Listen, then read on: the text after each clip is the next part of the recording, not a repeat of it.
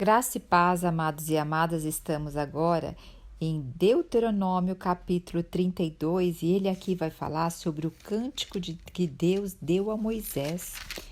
E depois nós vamos ver o anúncio da morte de Moisés. Então aqui nós vemos Moisés glorificando a Deus.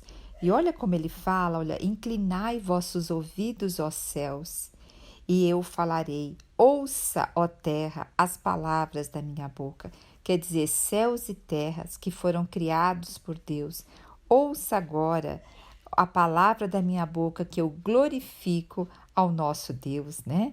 Olha, que meu ensinamento, que o ensinamento de Deus, toda essa Torá que o Senhor está dando, que são as leis, que o meu ensinamento goteje como chuva, que caiam como chuva para todos os homens, né?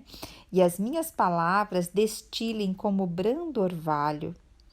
Então aqui ele está falando que todo dia você, povo de Israel, veja esse brando orvalho, que são preservar a palavra do Senhor, como chuva suave sobre a relva que viceja.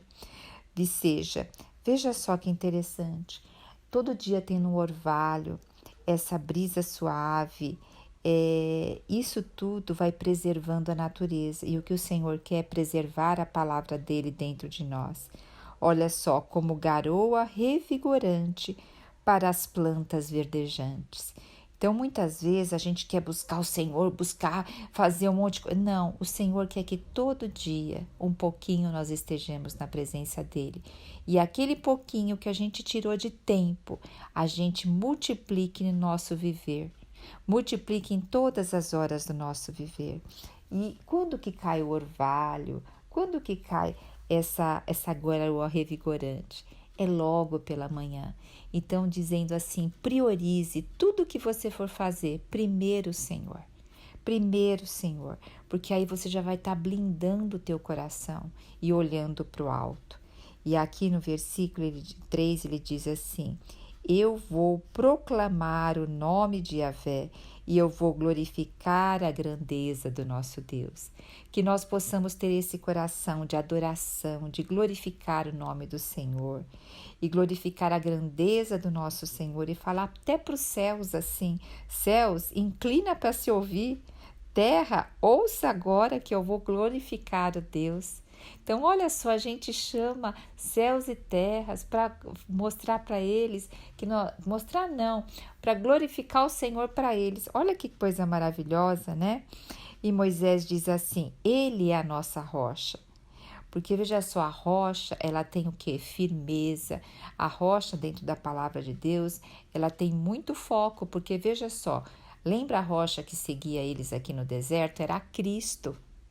E hoje no Novo Testamento, a nossa rocha, aquilo que é firmeza, aquilo que é fiel, aquilo que permanece é Cristo, tudo o resto é passageiro. E aqui o povo, eles pegavam muito a natureza, porque era isso, eles contemplavam a natureza e via as obras do Senhor. Então, quando eles viam a rocha, ele via a firmeza, a exuberância, aquilo tão alto, tão grande, tão firme. E eles veem o quê? Como característica do nosso Deus. Essa é a característica do nosso Deus. Olha que coisa maravilhosa. E ele fala assim: as suas obras são todas perfeitas e os seus caminhos todos justos. Deus é fiel e jamais comete erro. Deus é bom, sábio e justo. Mas agora nós vamos começar o versículo 5 dizendo coisas. Já começa dizendo assim: contudo, seus filhos entregaram-se ao pecado. Contudo, seus filhos tornaram-se manchas, marcas de uma geração perversa e corrupta. Porque lembra, depois que eles estão ali, que eles vão adentrar a terra e estarem todos tranquilos, em paz, obesos, que quer dizer assim, gordos, fartos, eles vão começar a desviar o coração do Criador. E aí, o Senhor vai o quê? Vai acessar a ira de Deus. Então aqui ele diz assim: assim que retribuires ao Eterno, povo insensato e ignorante. O Senhor vai retribuir. Em verdade, Ele é teu Pai, teu Criador, e que te redimiu e que te estabeleceu. Não é esses deuses que vocês estão adorando aí, não. Ele é teu Pai, teu Criador. Recorda-te, traz à tua memória a história que o nosso Deus fez por nós até hoje. Traga a sua memória. Saiba que Deus separou vocês para ser uma nação que Deus deu como herança, fez povo eleito dele. Deus encontrou vocês perdidos e o que? Trouxe vocês aqui para essa terra. Então, ele fala, desperta, desperta. E ele está alertando o povo. Então, é um cântico. Ao mesmo tempo, começa ali adorando ao Senhor e falando para o povo despertar, para que não saiam do caminhos do Senhor. E ele fala aqui no versículo 10 que o Senhor achegou a eles, que é Israel, cuidou deles e protegeu eles como a menina dos olhos dele. Olha que fala no 11, como a águia que desperta a sua ninhada. A águia desperta a sua ninhada, fala acorda, acorda, e paira sobre seus filhotes, e em seguida estende as asas para apanhá-los, carregando-os sobre elas. Eu ouvi uma história, eu acredito que tem a ver com esse versículo, que diz assim, que a águia, ao pôr os filhotinhos para voar, levanta eles, põe eles para fora do ninho, e aí eles vão caindo, não consegue abrir as asas ainda para voar, ela vai pairando sobre eles, e quando ela vê que eles não vão conseguir voar, ela coloca-se debaixo deles e apanha eles com as asas e carrega sobre elas, até que eles aprendam a voar. O nosso eterno Deus, ele permite situações para nós, mas ele está ali, falando, me busca, filho, volta para mim, filho, fica na minha presença, filho. E mesmo assim o Senhor estende as suas asas e nos leva para cima, né? Diz aqui no versículo 12, o Eterno sozinho o levou. Não foi esses outros deuses que fez alguma coisa para vocês, não.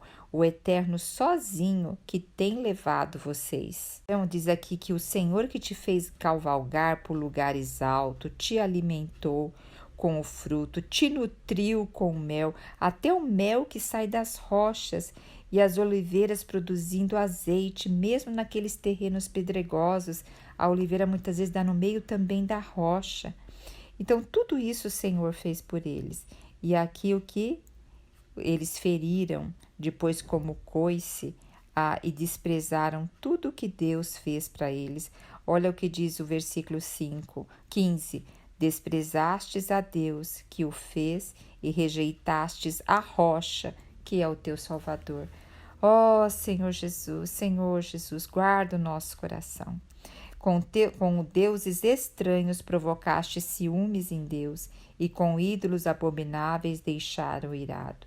E aqui, a partir do versículo 17, vai falando tudo o que eles fez, que eles abandonaram o Senhor, que eles se esqueceram que Deus deu a vida para eles, que eles esqueceram de contemplar o Senhor. E aí eles começaram o quê? A adorar outros deuses. E o Senhor está falando que escondeu a face deles e que não estava mais junto ali com eles, porque eles estavam o quê? Adorando outros deuses. Lembra o quanto foi falado de alerta sobre outros deuses? Inclusive, os 10 mandamentos começam com esse, é o primeiro mandamento. E o Senhor está falando que dessa forma eles estão amontoando desgraça sobre eles. E eles estão amontoando setas que vão para contra eles. Então, eles mesmos estão cultivando a maldição que está sobre eles. E o Senhor fala que a ele pertence a vingança e a todo tipo de pagamento. E no tempo certo, os pés desta gente começarão a escorregar. Então, o Senhor está dizendo assim, olha, ao Senhor pertence a vingança. O que é o vingar? Vingar é, um exemplo, uma oliveira, quando ela dá a azeitona, ela está vingando, ela dá o fruto. Então, na realidade, aqui o Senhor está dando o fruto daquilo que eles estão fazendo. O Senhor está permitindo eles darem o fruto daquilo que eles estão fazendo, e aí a ira de Deus vem sobre isso. é uma consequência, é algo que acontece. É a mesma coisa eu ficar debaixo do sol, eu vou ser queimada, porque é a natureza do sol.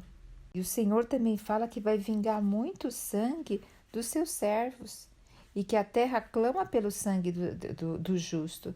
Então, até a própria terra clama pelo justo, né? Então, aqui nós vemos, assim, o caráter do nosso Deus. E glória, glória a Deus que nós estamos na era da graça, gente.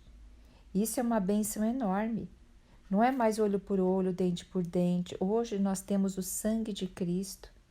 Nós temos a paz de Cristo que excede todo entendimento.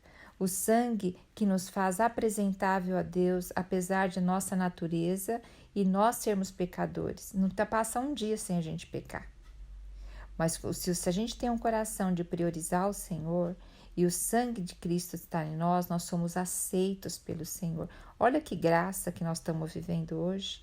Olha que bênção nós estamos vivendo hoje. Provavelmente a gente não adora esses outros deuses aqui, mas nós adoramos tantas distrações na nossa vida. Quantas horas nós passamos vendo uma televisão, uma série no celular? E quão tão pouco tempo nós temos de intimidade com Deus? Isso mostra as questões de prioridade que nós colocamos na vida, né? Então, assim, isso também é um coração que não privilegia aquilo que o Senhor tem nos dado, né? E o Senhor, pela graça, nos chama e nos dá acesso a esse novo e vivo caminho diariamente. Versículo 47, Moisés diz para guardar essa palavra, porque por meio dessa palavra prolongarei os vossos dias sobre o solo do quais vais tomar posse em breve, assim que atravessares o Jordão. Do versículo 48 ao versículo 52, terminando esse capítulo, né? Aqui vai falar o que? Sobre o anúncio da morte de Moisés. Então, naquele mesmo dia em que Moisés aqui falou com o povo, falou do cântico, né? De Moisés, naquele mesmo dia, Deus falou para Moisés, sobe a esta montanha de Abarim, até lá o Monte Nebo, em Moabe, em frente a Jericó, e contempla Canaã, a terra que concedo aos filhos de Israel como prioridade. Então está dizendo assim a Moisés, Moisés, sobe lá no monte, que de lá daquele monte você vai conseguir enxergar Canaã. E ali naquela montanha que você subir, ali mesmo você vai morrer.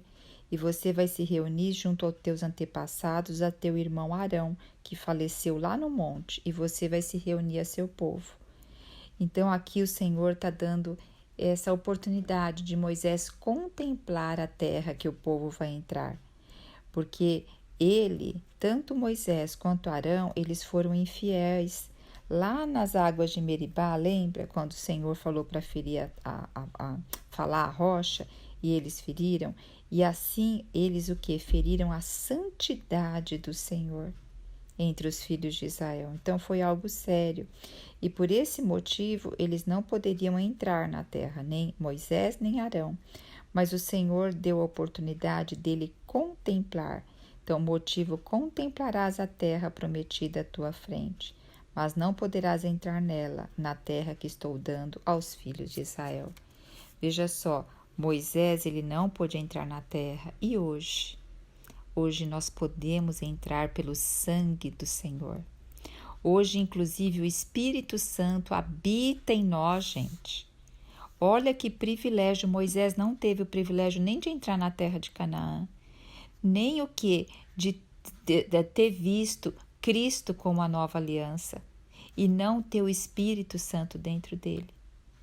Então, que hoje nós possamos ter essa gratidão, um coração de gratidão, porque nós nascemos nessa era.